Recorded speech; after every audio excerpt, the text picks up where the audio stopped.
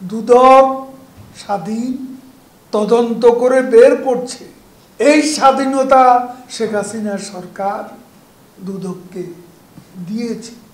তার সম্পদের, অবৈধ সম্পদের বিষয়ে এখন তদন্ত হচ্ছে এবং আরও তদন্ত হবে, একথা দুদক সূত্রে জানা গেছে।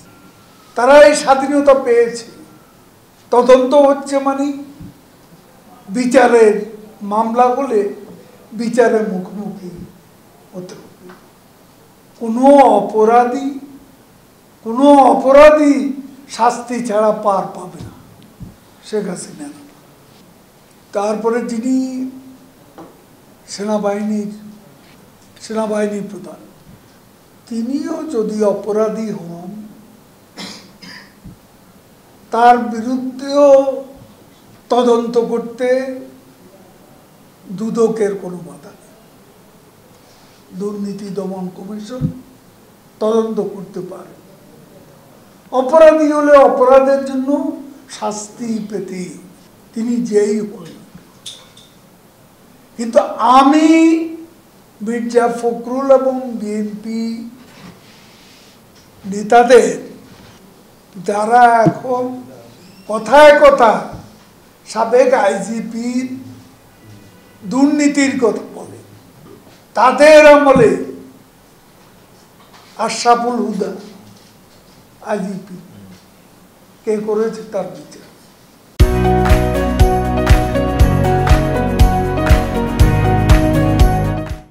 বিএনপি আমলে কি তার বিচার হয়েছে?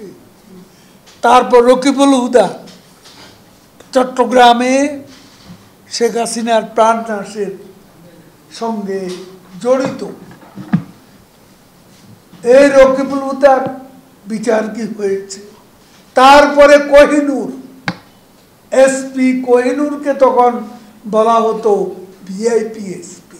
এই কোহিনুরের হাতে কত রাজনৈতিক কর্মী নির্যাতিত হয়েছে, অন্তঃসত্ত্বা নারী পর্যন্ত রাজপথে মিছিল করতে গিয়ে কোহিনুরের নির্যাতনের শিকার হয়েছে।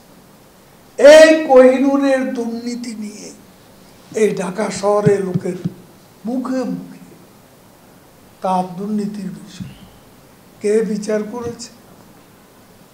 এই কোহিনুরের বিচার কি হয়েছে?